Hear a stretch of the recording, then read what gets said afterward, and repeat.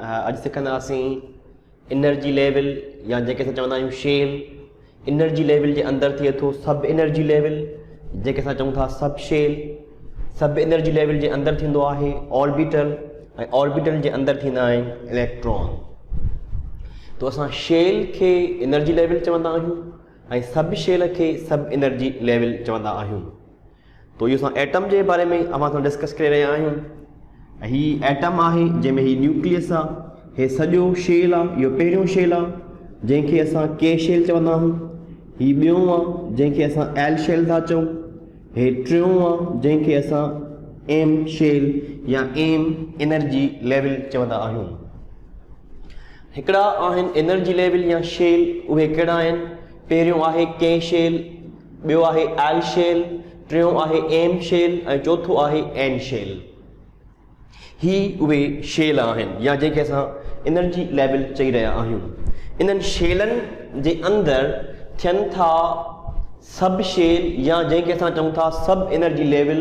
उहे चार आहिनि एस, पी, डी ऐं F. S, P, D, F इहे छा आहिनि? इहे सब एनर्जी लेवल आहिनि या सब शेल आहिनि। इन्हनि जे अंदरि वरी थियनि था ऑर्बिटल। मिसाल एस में 1 ऑर्बिटल आहे, पी में 3 ऑर्बिटल्स आहिनि, डी में 5 ऑर्बिटल्स आहिनि ऐं एफ में 7 ऑर्बिटल्स आहिनि। इहे ऑड नंबर ते आहिनि, 1 खां पोइ 3, 3 खां पोइ 5, 5 खां पोइ 7। अच्छा, इन्हनि ऑर्बिटल्स जे अंदरि, ऑर्बिटल जे अंदरि इलेक्ट्रॉन थियनि था। यादि करिणो हूंदो त 1 ऑर्बिटल में 2 इलेक्ट्रॉन्स थींदा आहिनि। एस में 1 ऑर्बिटल आहे, 2 इलेक्ट्रॉन्स आहिनि। पी में 3 ऑर्बिटल आहिनि, हिकु ऑर्बिटल में 2 इलेक्ट्रॉन, त 3 ऑर्बिटल्स में थींदा 6 इलेक्ट्रॉन। 5 ऑर्बिटल्स में थींदा 10 इलेक्ट्रॉन्स। 7 ऑर्बिटल में थींदा 14 इलेक्ट्रॉन्स। तो 1 ऑर्बिटल में मैक्सिमम 2 ईंदा। पी में 3 ऑर्बिटल थींदा, चवंदासीं पी में मैक्सिमम 6 इलेक्ट्रॉन आहिनि। डी में 5 ऑर्बिटल्स थींदा, डी में मैक्सिमम 10 इलेक्ट्रॉन्स थींदा। एफ में 7 ऑर्बिटल ऐं एफ में चवंदासीं 14 इलेक्ट्रॉन्स आहिनि। इन्हनि जी डिस्ट्रीब्यूशन कुझु इन तरह जी आहे जो जेको पहिरियों शेल आहे के उन में हिकिड़ो सब शेल आहे एस। ॿी शेल जे अंदरि 2 सब शेल आहिनि, एस बि आहे ऐं पी बि आहे। टे शेल जे अंदरि 3 सब शेल आहिनि, एस, पी ऐं डी। पहिरें में हिकिड़ो, ॿिए में 2, टे में 3। अगरि चौथों बि असां ॾियूं त चौथों थींदो एन, जंहिंमें वरी 4 सब शेल थींदा, जंहिंमें थींदो एस बि थींदो, पी बि थींदो, डी बि थींदो, एफ। अगरि चौथों आहे त हिन में 4 थींदा, 1 2 3 4। टियों आहे त हिन में 3 थींदा, 1 2 3। ॿियों आहे त 2 थींदा, 1 ऐं 2। पहिरियों आहे त हुन में हिकिड़ो ई थींदो। तो एस, पी, डी ऐं एफ इहे सब शेल आहिनि। हाणे इन्हनि जे अंदरि, हिन एस, पी, डी, एफ जे अंदरि, एस, पी, डी, एफ इन्हनि जे अंदरि ऑर्बिटल्स थियनि था। पहिरें में 1 ऑर्बिटल आहे, पी में 3 ऑर्बिटल आहिनि, डी में 5 ऐं एफ में 7। हाणे इन ॻाल्हि खे असां थोरो वधीक तफ़सील में सम्झूं था। पहिरियों शेल आहे के शेल, उहो ही आहे जंहिंमें हिकिड़ो सब शेल आहे एस। इन में हिकिड़ो ऑर्बिटल आहे ऐं इन में मैक्सिमम 2 इलेक्ट्रॉन ईंदा। असां ऑर्बिटल खे रिप्रेज़ेंट कंदा आहियूं गोल दायरे सां। लेट सपोज हिकिड़ो ऑर्बिटल त हिकिड़ो गोल दायरो पाईंदासीं। हीउ जेको ॿियों शेल आहे, सेकेंड नंबर शेल, इन जो नालो आहे एल शेल। इन में 2 सब शेल आहिनि, इन में एस बि आहे ऐं पी बि आहे। हाणे एस में हिकिड़ो ऑर्बिटल आहे त इन जे लाइ हिकिड़ो गोल दायरो थींदो, ऐं पी में 3 ऑर्बिटल आहिनि त उनजे लाइ 3 ईअं गोल दायरा पाइबा। इहे गोल दायरा न आहिनि, एक्चुअली इहे ऑर्बिटल आहिनि। हिकु ऑर्बिटल में जेके मैक्सिमम इलेक्ट्रॉन ईंदा उहे 2 इलेक्ट्रॉन ईंदा। अगरि 3 ऑर्बिटल आहिनि त मैक्सिमम इन में 6 ईंदा। अगरि 1 ऑर्बिटल आहे, ही इलेक्ट्रॉन आहे, इन में मैक्सिमम 2 ईंदा। हे 3 ऑर्बिटल आहिनि त हिन में 1, हे 2, हे 3, हे 4, ही 5 ऐं ही 6। अगरि हिकिड़े ऑर्बिटल में 2 इलेक्ट्रॉन ईंदा त 3 ऑर्बिटल्स जे अंदरि अहिड़ा 6 इलेक्ट्रॉन ईंदा। त ॿिए में 2 सब शेल आहिनि, हे टियों आहे त इन में 3 सब शेल आहिनि, एस बि आहे, पी बि आहे ऐं डी बि आहे। एस में हिकिड़ो ऑर्बिटल आहे, पी में 3 ऑर्बिटल आहिनि, 5 में लाइक वाइज 5 ऑर्बिटल आहिनि। त एस में असां 2 इलेक्ट्रॉन कया, पी में असां 6 इलेक्ट्रॉन कया ऐं डी में असां 10 इलेक्ट्रॉन कया आहिनि। अगर चौथों शेल आहे त इन में 4 सब शेल आहिनि, इन में एस बि आहे, पी बि आहे, डी बि आहे, एफ बि आहे। ऑर्बिटल यादि कबा त पहिरें में एस में 1 ऑर्बिटल आहे, पी में 3, डी में 5 ऐं एफ में 7। लाइक वाइज असां उन्हनि जा इलेक्ट्रॉन लिखिया आहिनि। हाणे इन खे एटम जे अंदरि डिटेल में सम्झणो आहे। हे पहिरियों शेल आहे, एस इन में सब शेल हिकिड़ो आहे, हिकिड़ो ऑर्बिटल आहे, हिन में हिकिड़ो ऑर्बिटल आहे, पी में 3 ऑर्बिटल आहिनि। एस में हिकिड़ो ऑर्बिटल थींदो, पी में अहिड़ा 3 ऑर्बिटल थींदा, डी में अहिड़ा 5 ऑर्बिटल थींदा। अच्छा, हाणे वधीक इनखे सम्झूं सा त के शेल में पुछूं सब शेल घणा आहिनि, जवाब आहे हिकिड़ो सब शेल आहे। के शेल में ऑर्बिटल हिकिड़ो ऑर्बिटल आहे। के शेल में मैक्सिमम इलेक्ट्रॉन 2 इलेक्ट्रॉन्स। हिन के में जेके मैक्सिमम इलेक्ट्रॉन, अच्छा तव्हांखे 9th क्लास में पढ़ायो वेंदो त हिन में मैक्सिमम 2 इलेक्ट्रॉन आहिनि, हिन में मैक्सिमम 8 इलेक्ट्रॉन आहिनि, हिन में मैक्सिमम 18 इलेक्ट्रॉन आहिनि। तव्हांखे पढ़ायो वेंदो त हिन में मैक्सिमम 32 इलेक्ट्रॉन आहिनि। इहो बेसिक क्लासेस में पढ़ायो वेंदो आहे।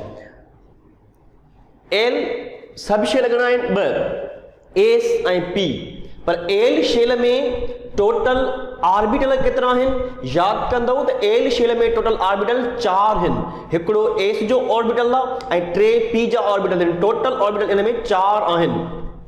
इलेक्ट्रॉन घणा थींदा एल शेल में, मैक्सिमम 2 हिन जा ऐं 6 हिन जा। मतलब त एल में मैक्सिमम घणा इलेक्ट्रॉन आहिनि, एल में मैक्सिमम 8 इलेक्ट्रॉन आहिनि। पर 8 इहे कीअं हूंदा, इन्हनि 8 मां 2 एस में ईंदा ऐं 6 पी में ईंदा। अगर 3 शेल जी ॻाल्हि कयूं त हिन में 3 सब शेल आहिनि, एस पी डी। पर इन में ऑर्बिटल केतिरा आहिनि, पुछूं त एम शेल में ऑर्बिटल केतिरा आहिनि, काउंट कंदासीं 1, 3 ऐं 5 ऐड कंदव त 4 ऐं 5 ना 9। त एम शेल में टोटल जेके ऑर्बिटल्स आहिनि उहे 9 ऑर्बिटल्स आहिनि। एम शेल में इलेक्ट्रॉन घणा आहिनि 2, 6 ऐं 10 मिलाईंदो पाण में त इलेक्ट्रॉन एम शेल में, 3rd शेल में मैक्सिमम इलेक्ट्रॉन घणा थींदा 18 18। पर 18 मां 2 एस में आहिनि, 6 पी में आहिनि ऐं 10 डी में आहिनि। लाइक वाइज जेकॾहिं सम्झूं त एन शेल में सब शेल घणा आहिनि 4। पर एन शेल में ऑर्बिटल घणा आहिनि 1, 3, 4, 4 and 5 9, 9 and 7, 9 and 7 16। त एन शेल में जेके टोटल ऑर्बिटल आहिनि उहे 16 ऑर्बिटल आहिनि। इलेक्ट्रॉन काउंट कंदव त इलेक्ट्रॉन तव्हांखे 32 ई मिलंदा। 2 ऐं 6 8, 8 and 10 18, 18 and 14 तव्हांखे जवाब मिलंदो 32। त हे पूरो असां एटम जे बारे में डिस्कस करे रहिया आहियूं। अव्हांखे सम्झणो इहो हूंदो त शेल में अगरि पुछूं सब शेल, के शेल में सब शेल पुछूं केतिरा आहिनि, जवाब आहे हिकिड़ो ई आहे एस। एल शेल में सब शेल घणा आहिनि 2, हिकिड़ो एस ऐं ॿियो पी। एम शेल में सब शेल 3, एन शेल में सब शेल 4। पुछूं त के शेल में ऑर्बिटल घणा आहिनि 1 ऑर्बिटल। पुछूं त एल शेल में ऑर्बिटल घणा आहिनि 4 ऑर्बिटल। पुछूं एम शेल में ऑर्बिटल घणा आहिनि 9 ऑर्बिटल। पुछूं एन शेल में ऑर्बिटल घणा आहिनि 16 ऑर्बिटल। इलेक्ट्रॉन अव्हांखे बेसिक क्लासेस में पढ़ाया वेंदा आहिनि। इन खां अलावा जेकॾहिं अव्हांखे जेके वैल्यूज़ यादि करणा हूंदा उहे एल, असां जंहिंखे चवंदा आहियूं एज़िमुथल क्वांटम नंबर, जंहिंमें एस जे लाइ यादि कंदव एल 0 आहे, पी जे लाइ एल वैल्यू 1 आहे, डी जे लाइ एल वैल्यू 2 आहे ऐं एफ जे लाइ एल वैल्यू 3 आहे। पहिरियां अव्हांखे एल जा वैल्यूज़ यादि करणा हूंदा। एस पी डी एफ मां वरी बि रिपीट कयां थो त इहा सब एनर्जी लेवल आहे या सब शेल आहे। कॾहिं कॾहिं असां ईअं पुछंदा आहियूं त जेकॾहिं एल बराबर आहे 1 जे ॿुधायो त सब शेल कहिड़ो थींदो, जवाब आहे सब शेल पी थींदो। पुछंदा आहियूं एल बराबर आहे 1 जे, हाणे ॿुधायो त उन में ऑर्बिटल केतिरा आहिनि। एल बराबर 1 चवण जो मतिलबु असां तव्हां खां पी पुछी रहिया आहियूं ऐं इन में ऑर्बिटल घणा आहिनि, इन में ऑर्बिटल 3 आहिनि।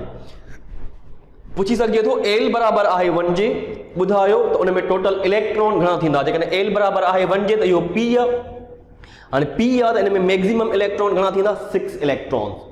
ईअं पुछंदा आहियूं त भई एल बराबर आहे 3 जे ॿुधायो त सब शेल कहिड़ो आहे। अगरि एल बराबरि आहे 3 जे त सब शेल एफ आहे। पुछंदा आहियूं एल बराबरि आहे 3 जे, हाणे ॿुधायो त इन में ऑर्बिटल घणा थींदा।